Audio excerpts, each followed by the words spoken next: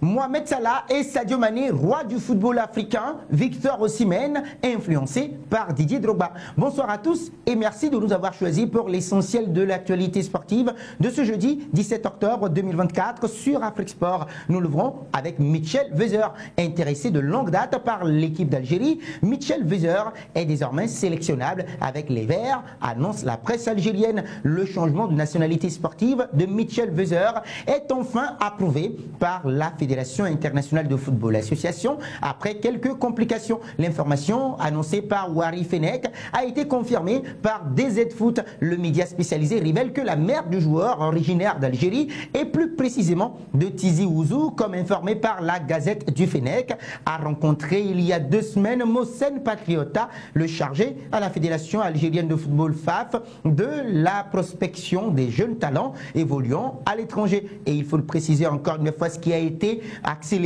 accéléré l'enrôlement de l'ex-international espoir allemand. Le latéral droit pourrait donc être présent lors du prochain rassemblement des Verts en novembre prochain, ajoute DZ Foot. Un heureux dénouement pour les deux parties puisque l'an dernier, le latéral droit du Werder Brême avait exprimé son souhait de rejoindre les doubles champions d'Afrique, alors coaché par l'ex-sélectionneur Djamel Belmadi, multititré avec le Bayern Munich et titulaire indiscutable au Werder Brême. Cette apparition pour cette titularisation depuis le début de l'exercice, Mitchell Weiser apportera son expérience dans le couloir droit des Verts, un secteur occupé depuis 2 rassemblements par le central Aïssa Mandi et le nouveau Mohamed Farsi depuis le déclassement de Youssef Attal en proie justement aux blessures. Nous poursuivons les amis cette édition avec Yacine Adli. En mars dernier, le milieu Yacine Adli a confirmé vouloir jouer pour les Bleus de la France après avoir repoussé les avances de l'Algérie d'où sont originaires ses parents. 7 mois plus tard, le principal intéressé, toujours dans l'attente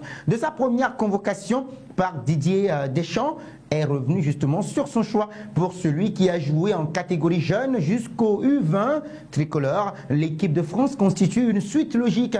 J'ai fait toutes les catégories de jeunes de l'équipe de France, donc forcément, je vois l'équipe nationale A comme le Graal. Pour moi, c'est la suite logique, a-t-il confié justement dans une interview exclusive accordée au streamer Zach Nani. Le néo-pensionnaire de la Fiorentina en Série A italienne estime que sa décision aurait été différente s'il avait été approché plus tôt par la Fédération algérienne de football. L'occasion de citer en exemple le Maroc qui s'y prend tôt à ses yeux avec les binationaux. Le Maroc démarche les joueurs très tôt. L'Algérie le fait un peu, mais à une moindre échelle. Ne pas avoir ce truc-là fait que c'est différent dans le sens où l'objectif, le Graal, c'est l'équipe de France A. Ça aurait peut-être été différent si j'avais été démarché plus jeune, a-t-il avoué. L'ancien du Milan AC s'est d'autre part excusé pour ses propos perçus suggérant que l'Algérie n'était pas d'un haut niveau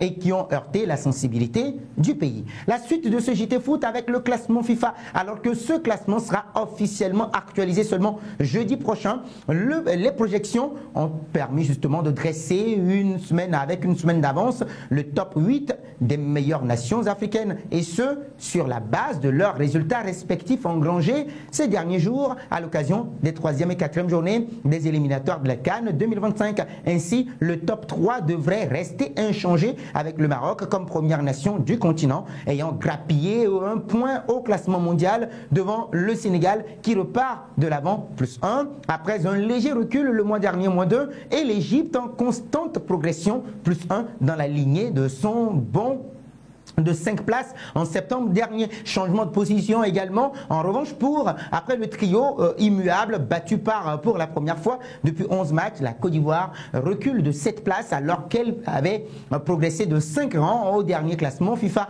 battu à Tunis par les Comores 0-1 avant d'arracher le résultat nul 1 but partout à Abidjan mardi passé. La Tunisie connaît bien pire car les Aigles de Carthage chutent de 11 places. Résultat, les 2 moins bons élèves se se font coiffer au poteau par le Nigeria, victorieux de la Libye 1-0 avant l'enfer d'Al-Abrak, et l'Algérie tombeuse sans forcer son talent face au Togo 5-1, 0 but contre 1. Le Cameroun conserve enfin la 8e place au dépit d'une belle ascension de 4 places.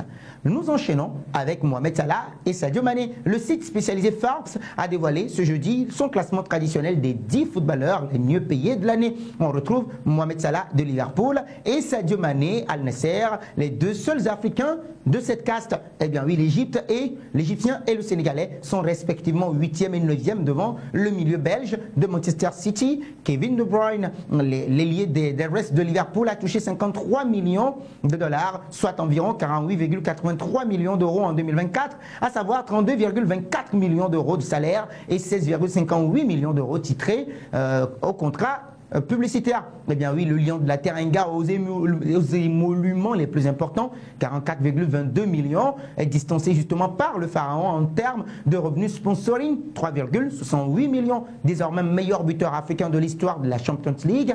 Eh bien oui, Mohamed Salah pourrait creuser l'écart avec son ancien partenaire à l'expiration de son contrat l'année prochaine, annoncé avec insistance dans le viseur de l'Arabie Saoudite à l'été 2023. L'ailier droit retenu par les Reds verra certainement sa rémunération bondir en flèche s'il venait à rejoindre le Golfe, et donc plusieurs sources évoquaient notamment un salaire pharaonique de 200 000 euros. Que dis-je, 200 millions d'euros qui lui auraient été proposés s'il talonne l'attaquant du Real Madrid Vinicius Junior, 50,68 millions d'euros, et un peu moins le boulimique de but Citizen Erling Braut Haaland, 55,28 millions d'euros. Et donc oui, il est bien distancé de ce trio de tête par Cristiano Ronaldo, l'équipier de Sadio Mané justement, et bien oui, à Al Nasser, Lionel Messi et Neymar Junior. Nous terminons avec Victor Osimhen. Dans une interview pour le média turc HT Sport, Victor Osimhen a dévoilé les coulisses de son transfert surprise à Galatasaray l'été dernier suite à son départ forcé de Naples, alors qu'il a été annoncé successivement au Paris Saint-Germain, à Chelsea ou en Arabie Saoudite. L'avancante des Super Eagles du Nigeria, 35 sélections, 21 buts, a confié avoir été convaincu par le discours de l'entraîneur au Khan Bourouk. Pour moi, c'est un privilège de venir à Galatasaray. Eh bien oui, Didier Drogba, l'un de mes héros, a également joué ici, a-t-il déclaré. Le joueur de bientôt 26 ans, le 29 décembre prochain, avait déjà déclaré sa flamme à la légende ivoirienne passée par le Simbom avant de croiser la Côte d'Ivoire avec l'équipe du Nigeria en finale de la CAN 2023 en février dernier. La vie est surprenante. Quand j'étais plus jeune, je ne ratais jamais un match de Didier Drogba. J'ai imité chacun de ses gestes et j'ai fait sa célébration lorsque j'ai marqué contre mes amis. Participer à la CAN dans le pays natal de mon idole est un honneur pour moi. Il est bien plus qu'une légende pour moi. Je le considère plus comme un père, un grand frère ou bien un oncle. Sachez que je l'aime énormément. Mon admiration pour lui est vraiment énorme et le fait de me trouver dans son pays est une joie incroyable pour moi, avait-il avoué. Ce sera tout pour cette édition les amis, merci de l'avoir suivi. Mais avant, n'oubliez surtout pas de vous abonner sur Afrique Sport, d'activer la cloche de notification pour ne rien rater de nos prochaines actualités sportives.